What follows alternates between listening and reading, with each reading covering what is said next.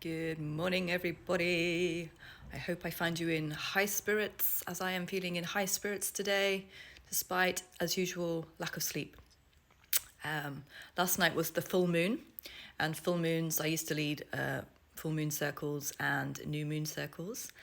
And full moons are all about kind of like the completion. The moon is full, we finished a chapter, and then we start to go into the next season of the moon cycle. So in sort of new moon times, that's when we want to be setting our intentions. And full moon is when we start to see the completion of the things that we've set in the prior full moon. Sort of, that's kind of the idea. It's like planting seeds like a farmer and then waiting for those seeds to flourish and manifest in your reality. We're talking intentions here, not actual physical seeds. But I wanted to hop on quick because it's not my first rodeo with these kind of things. I've kind of gotten used to or starting to work with these patterns. And much before you get your dreams manifest, before certain things become a reality in your life, you might set intentions, for example, and then it can seem like everything is going to everything's just crumbling, everything's collapsing. It looks like the opposite of what you're wanting very often. But what's actually happening is the universe is taking away all the rocks. Let's say it's soil for your seeds. You've planted your seeds, but all the things that are going to prevent that thing from happening have to be removed. So it could be that the new version of you, I often speak about like the Russian dolls. We're constantly evolving, or we're supposed to, otherwise become stagnant and become depressed. We're supposed to be constantly evolving. We're supposed to be constantly renewing our minds. We're meant to be constantly re-establishing what aligns with us in every given moment. Just because something aligned with you last week, even if it doesn't align with you now, be honest and be real and keep yourself fully aligned into your own truth of who you are. Even if it means that you have to walk away from things that have become familiar to you. There will be signs when these type of things happen. You'll start to talk about this a lot in my coaching. Discontentment, dissatisfaction. It can feel a bit like depression. It can feel very low and like fed up energy. That's a beautiful moment to realize that it's probably time to grow, probably time to change, probably time to put your energy into something new that lights you up. Because I will always talk about following your bliss, to be in your bliss state. In yoga, we call it Ananda, your bliss state, following what lights you up. I'm not allowed to throw on here, but I always want to. What lights you up to the point where I always say also, like, what is the thing that you can't not do? Like, what is eating you up inside? Like, you're so passionate about it that you just gotta do it. For me, at the moment, that's music. There was a time it was like yoga and coaching and all of these things. They're still a part of me, but I've learned to trust when I feel like it's time to put something down and pick up something new. Now, the reason I hopped on here is because I was hearing yesterday very clearly that for some of us, we've heard that call. We've felt the dissatisfaction. Can't speak today. Felt the dissatisfaction. We felt the need for change, and we've had the nudges, and now it's time to act upon those nudges. Faith without action is dead. You can have as much faith as you want. Oh, yeah, it's going to happen. I'm going to be big in music and never sit down and write a song. Well, boo, it's not going to happen, is it? I can have as much faith as I want. You have to have action. You have to put your money where your mouth is. So it starts with this dissatisfaction. It starts with feeling really crappy. It starts with being like, things around me just don't feel nice. I just feel meh. If you're feeling like that, then go and ask the universe, go and sit in a tree or in a field and meditate, or put some music on and ask the universe, what is it that my heart desires? What is it that I'm being called to? Please help me, guide me, assist me.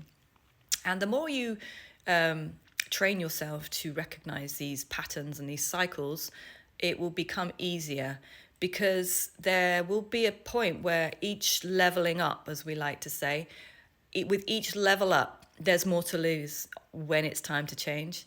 And sometimes we can cling to things just because they were successful or they worked, but they might work just for a time. The importance here is that your soul is designed to evolve. We are evolving creatures, we are evolving souls. It's like if you think of a train that's going through all these different stations, there's each station that you go through is another town, another city. And there might be things you want to get off and look, what's happening in this city? What does this look like? We go exploring, don't we? We go traveling. That's what our life should be like. Our internal, personal life path is like that train, and we get to choose what station we get off and spend a bit of time with. But once you've explored an entire city, you might be like, right, I'm done that now, back on the train, let's go and find something else to explore. Or it can be what I'm experiencing in this moment. You've set the ground level, you've done the foundational work, and now you're feeling called to believe in yourself a bit more and step up even more into that reality. And you have to believe that is you. You have to believe that that version of you exists. It's like, I see things like there's a multiverse. There's multiple realities out there. I used to love those storybooks where you get to choose. If you want this to happen, turn to page 69. If you want this to happen, turn to page 12. And there was multiple ways that the book could turn out. And I believe that life is like that. I think we're given souls that have all these desires within us, and there is an ultimate path. And sometimes we divert because we might not have the courage, or we might not have the tools or the self-worth. And then we might kick ourselves later going, why didn't I do this earlier? Why didn't I do this earlier? So I'm on here today to tell you, do it now. Like, dare to believe. Like, there is no growth in comfort. There is no growth in comfort. Fear is a stumbling block. It's just your body telling you, trying to keep you safe. If we go into the psychology of it all, it's just keeping you safe. But you have to tell your soul, you have to tell yourself, it is safe. Recently, I've had to be telling myself, it is safe to be seen. It is safe to be seen by the outer world. It is safe to express myself and be seen. Like, no harm will come to me. There must be something within me. That's just my personal story. And I have had experiences where it's felt unsafe to be seen. I've shown up and then very weird people get involved. So in my case, like, boundaries are essential. And with your gift, let's say like it's pearls. What's that expression? Don't throw your pearls before swines. Make sure that when you do step up into your gifts, you've got the right people around you that are wanting you to succeed, and they're wanting to explore what you're offering in a healthy way. Some people want to grab onto you, or get on your coat strings and like gain something from you in a very selfish way. And they haven't really got your back. So use your discernment when you do have these upgrades, because I always find that when I've had an upgrade, people appear both good for me and not so good for me. And I have to discern, no, because you are a light. And, light attracts moths and butterflies. What is this? My eye. It's like, I don't know what's going on. Anyway, your light is going to attract people that have your best interests and people that don't, and just be aware of that.